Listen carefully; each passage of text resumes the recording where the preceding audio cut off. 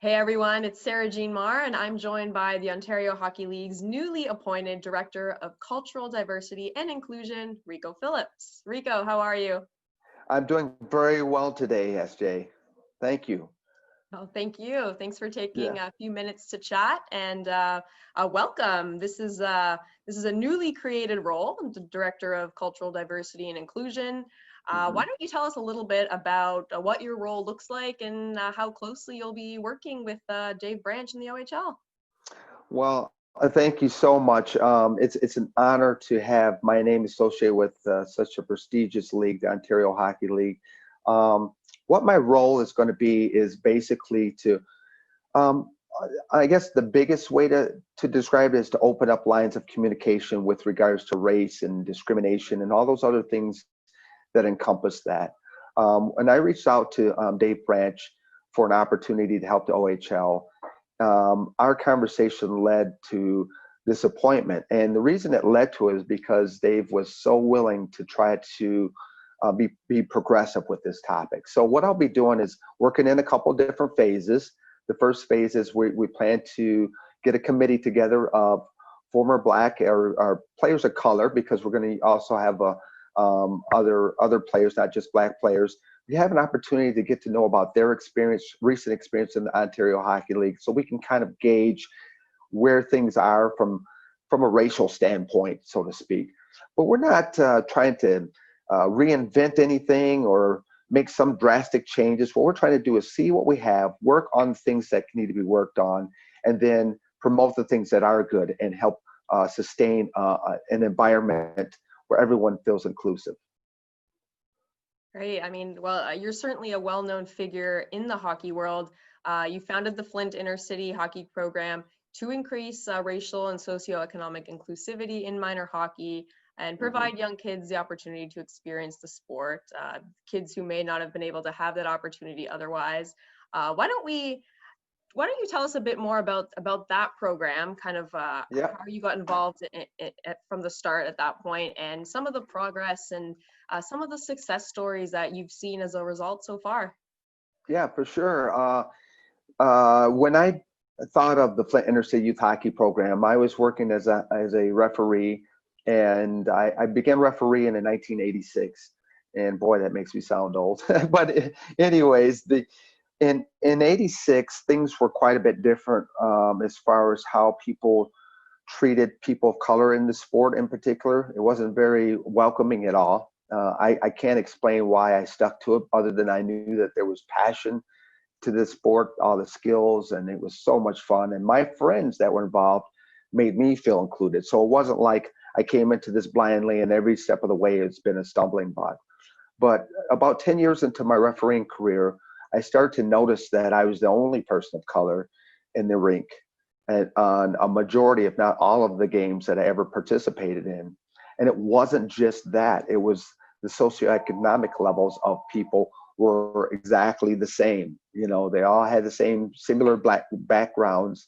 And because of their backgrounds, it just made it so that it felt as though everyone wasn't playing.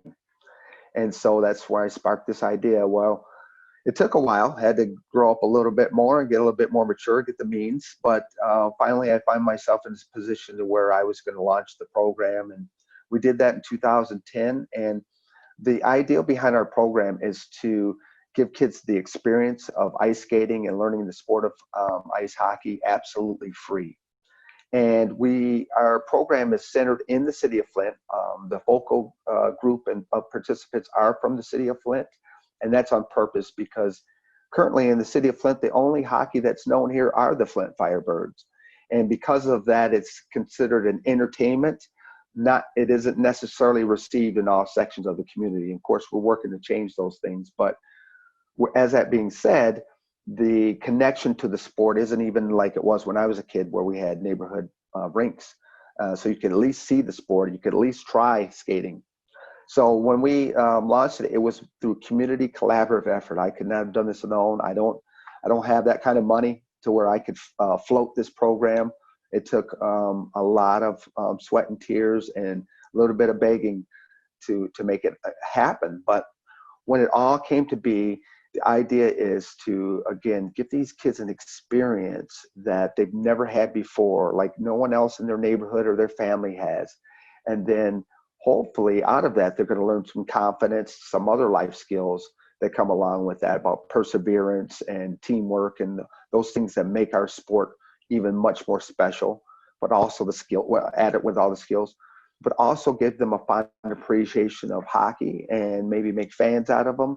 And our successes that we have had, I can tell you several successes. One of the biggest one is probably over the consistent last years that we've been together.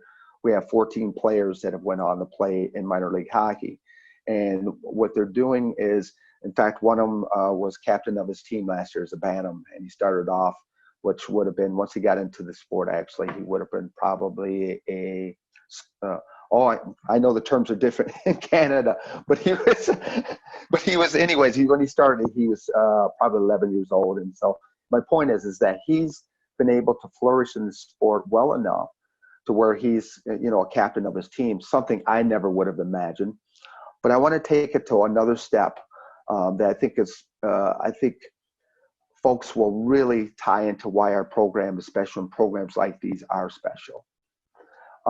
We have some of the kids that come, the kids that come to us have never experienced the sport. So we take them, it doesn't matter to me, as long as they fit in our age group.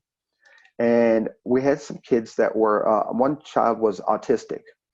And I didn't know at first, but the issue was he was just very reserved, didn't talk much. He listened and did everything he's supposed to, but he just never really talked.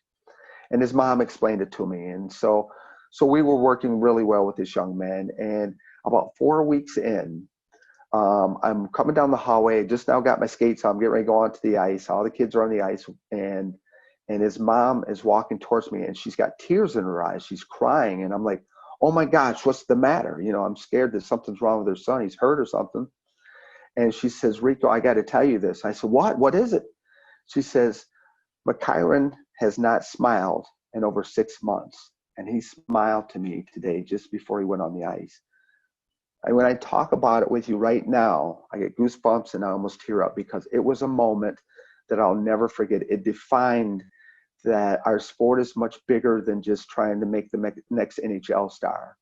And so with that being said, I think because of the way that I approach it, and like we use our volunteers, our high school hockey players, their teams will come in and adopt the program, which gives teams, students from suburban and rural settings where they're living to come into the inner city and work with youth in their environment. It creates another whole intangible thing. Those are the things that people have been able to say, wow, we would like to see that where we are.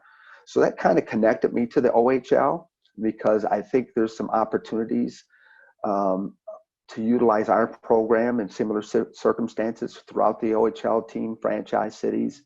And that was the first segue. But then the second segue was, of course, I think we have to make sure that as we move forth with hockey, when I'm putting young players of color into the sport, when I say I'm putting them into it, I'm giving them the opportunity to be a part of it. They need to feel included.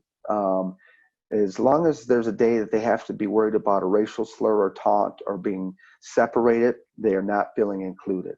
And that goes all the way through the top. There needs to be coaches of color. There needs to be team leadership of color. It's really important so that when we say it's a sport is for everyone, it truly is for everyone to even advance in the sport, not just become a player and that's the end of their journey. Some people have the skills to move on, and I'm hoping to maybe bridge some gaps and open up some ideas with the OHL. I'm not saying I'm going to change the world or I'm the messiah of hockey, but I think that I have a positive way of putting things, and that's my goal.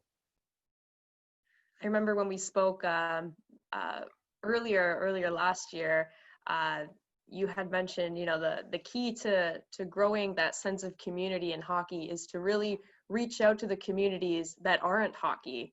And yes. I think that's definitely something you've done in Flint. And I know you've encouraged other teams to do the same. And now that you're involved, that's something that we can start to do even more, right?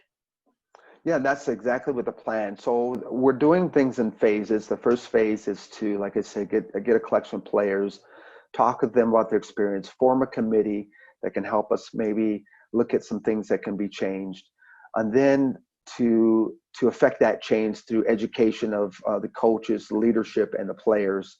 And then ultimately, the final phase is to help the teams branch into the communities, particularly the under-indexed sections of communities. Like, I've been researching all the teams and their communities since being even mentioned for this position, and I didn't take into effect the indigenous people, how they are a big section of certain communities within the Ontario Hockey League, and so those are potentially under-indexed folks that need to be provided opportunities. So not every communities have makeup like Flint, where we have a demographic, a large number of, we'll just say it, frankly, Black people that live here.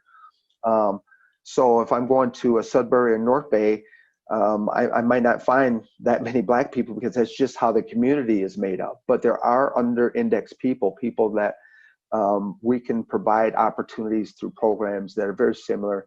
And the way it works is, like I said, everybody has a little piece of this pie. And so I'm looking for the Rico Phillips of each of these communities, so to speak, that can step up and say, I can do this, because you need the community person. You can't, the OHL will not be able to do this alone. The team will not be able to do this alone. They're too busy, trying to be successful as teams.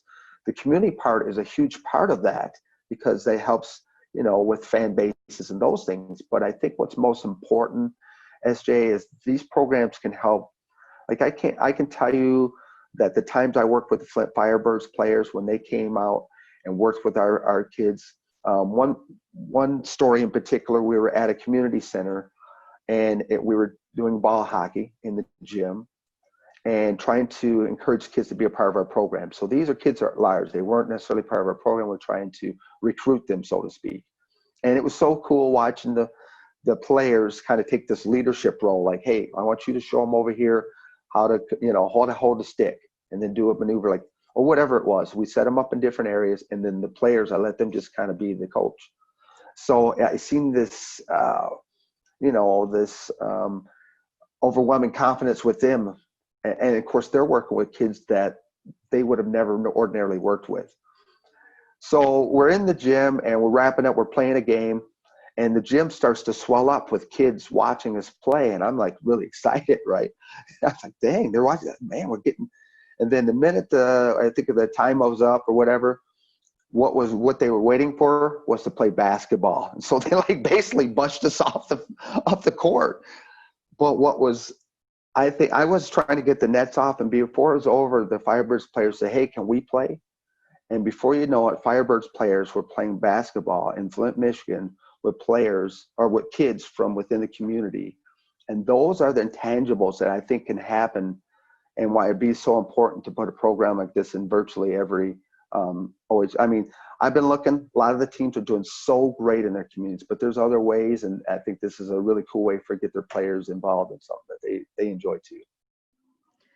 And I mean, obviously your relationship with the Flint Firebirds is a strong one, and these bonds that the players form with the community and with these kids, it's equally as valuable for the players, right? Oh yeah, absolutely. Everything I understand and I know when, so one of the ways that it's very difficult for OHL teams to take a bunch of time out. They're so, people that don't understand their scheduling is, it's pretty tight. And that being said, they can't come out and work for a whole program with me. So what we do is we've worked with management of the arena to time our program to start just after the morning skate, Saturday morning skate that the players have before their games. And what this does is we don't cut the ice between their skate and what we do. So what this does is allows the players to already be on the ice. They're out there skating around, shooting and stuff. Then our participants are welling up at the glass, taking a look. and they're just intrigued, and it's encouraging for them. And then the Firebirds players welcome the players on the ice. They help them get on the ice. They skate with them a little bit. I always ask them to stop and tell them who they are and what their number is, and then all the kids have passes to go to OHL games. So the Firebirds, and so the idea is, oh, I see number 5 today. That's him, and they watch him the whole game, and they kind of create these bonds. And so the next time they see him at the rink, there you go. You've got this relationship. Even though it's very minimal, it's important for the participants, and I can tell it's become important for the OHL players. They look forward to it. I've never had a player say, I really don't want to. There's a few of the young guys that aren't quite used to it yet, but if I'm out there and I say, hey, go over there and say hi to them kids, man, they love it once they do that, and we are so fortunate to share the building with the Firebirds, because once in a while we get some opportunities to see, maybe peek at the locker room or something along those lines. So those are kind of things that I think the players cherish and they take with them. I mean, Jalen Smerick, who was a former captain of Flint Firebirds, him and I made a heck of a connection when he was here, and he helped me a lot, and he made connections with players. And today they still have connections. And in fact, he's going to help with this OHL situation. I've asked him to help me out as far as being one of those people to be a part of the committee. So those things, it's hard to put a price on that. That's for sure. There's a big value on it. Yeah, those relationships definitely go a long way. Definitely. Now, of course, you won the Willie O'Ree Community Hero Award at the 2019 NHL Awards last June for your work within the Flint community. Obviously, a huge milestone. How has that newfound spotlight been able to help you and all the work you've done? Well, I can tell you, from the day that I won the award to today has been unimaginable. I did not realize. So a little background on me: I was a firefighter with the city of Flint. I just retired back in October, and a good portion of my career I was the public relations liaison between the union and the fire department and the community, particularly the media. And I taught fire safety for many, many years. I mean, that was my niche. So I had already I'm used to the spotlight, so to speak, but only in our community, which is enough, to be honest with you. I enjoyed portions of other portions. I was like, man, I'm in this spotlight, so I got to always watch my P's and Q's, which is fine, but you know what I mean. I can't share some of my opinions maybe the way I'd want to at times. But when the award came, and for the first time, Flint was being known for something other than some of the terrible things like a water crisis or crime rates, arson rates for hockey. And I was the person that created that beacon. It was such an incredible moment, and it continues to be. That it wasn't long, and I want to share with you without sounding too arrogant, I hope not, but when we came back to Flint the night from coming back from Vegas from the award show, we were in a limousine that the NHL provided for us to bring us back from Detroit to Flint. And we're going down the expressway, and there's a electronic billboard that said, "Congratulations, Rico Phillips," with my picture on it. And I looked, and I couldn't believe it. And the driver said, "Hey, is that you?" And I said, "Yes, that's me." And I knew at that moment that life was going to be changing for me. So it's been a whirlwind year for me. I did not know necessarily I was going to retire, but for the first time, up to that point, I've only been known as Firefighter Phillips here. And at that point forward, I knew that I was something more than Firefighter Phillips. And so that helped me to kind of reinvent myself to a position to where I could take this message and be proud to share it. I've been to Ottawa. The senators invited me over to speak on behalf of the award and what it means. I've been to Minnesota to speak on diversity and inclusion. All as a result of this, one of the things I think is most important that I've done with the award, because I haven't sat it on a mantle yet, is as all the games I refereed this year, particularly in high school games, I didn't do it so much with the youth, but high school age kids. After the game, I would ask a coach, could I come in and speak to them about the award? And so I bring the award in with me, and I would talk to these players about community service and diversity and inclusion. And the trophy, because it was such a magnified thing, because from the NHL, I let every kid hold it. I didn't just hold it myself. I let every pass it around the room. It created this opportunity for growth in a way that I never would have been able to do without that trophy. Because if I had just come in as a referee, hey kids, I want to talk to you about, they'd all be like, what do we say? What do we do? You know, they feel more as though I'm accusing them of something, as compared to being the open up dialogue. And it was so wonderful. I do gotta say though, it's a funny side note, but the trophy has been broken twice. So it's, from being overhandled. It wasn't designed to be handled quite as much. But I've had it fixed, and I still have it. I had to explain to the NHL that I broke the trophy twice, and they know, they are so proud of what I've been able to do as an award recipient.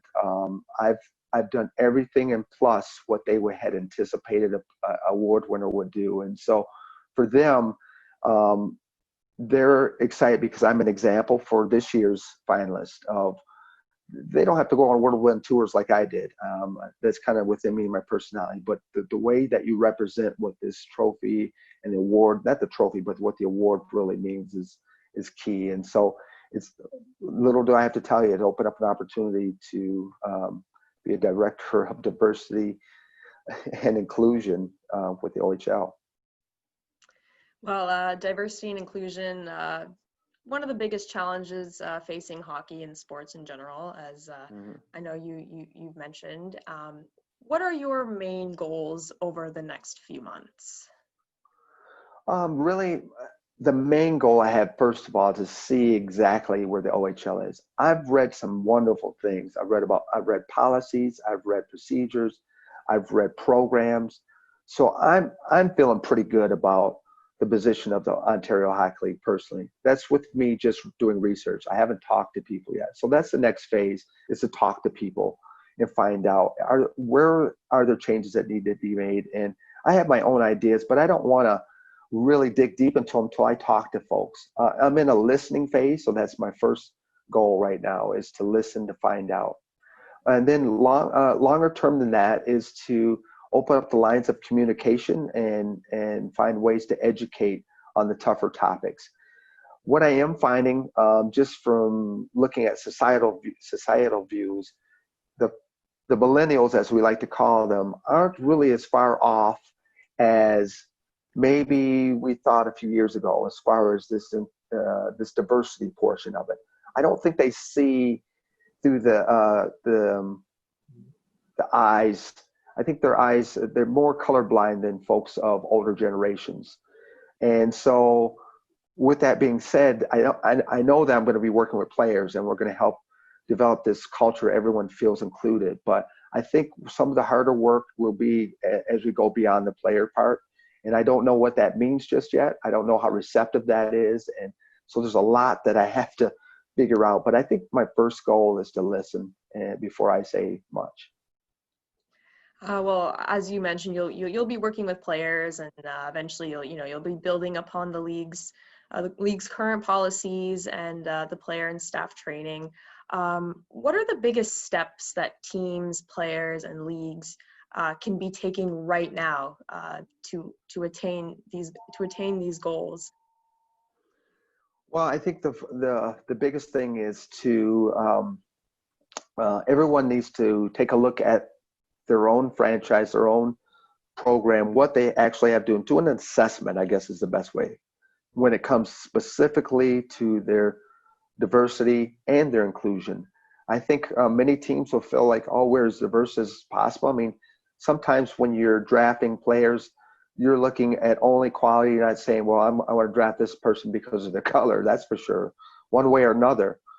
But what we need to do is make sure when we are scouting and we are looking at players, we look at a player for their abilities. Not see, there's some things that have to be understood by even me, how scouting works. When you get opportunities to scout players and what criteria goes into that. So that's some things that will have to be examined by not just me, but like I said, internally. How are we scouting players? Are we making sure that we have an inclusive look to that so that we get a well-rounded culture within our locker rooms and reflective of what the OHL wants? And then it goes up the ladder from there. The coaching staffs, whether do they reflect diversity? Can they do better when they're, can they, I don't want to say do better, but can they, when openings happen, can they look beyond just what's readily available? And maybe there's others that are out there that they can kind of widen the scope so that their players of color will have folks to either mentor or look up to or aspire to be like. And then all the way up into general management staffs and those types of people. Is there other ways to provide more inclusivity? So those are going to be some tough talks and some tough tasks potentially.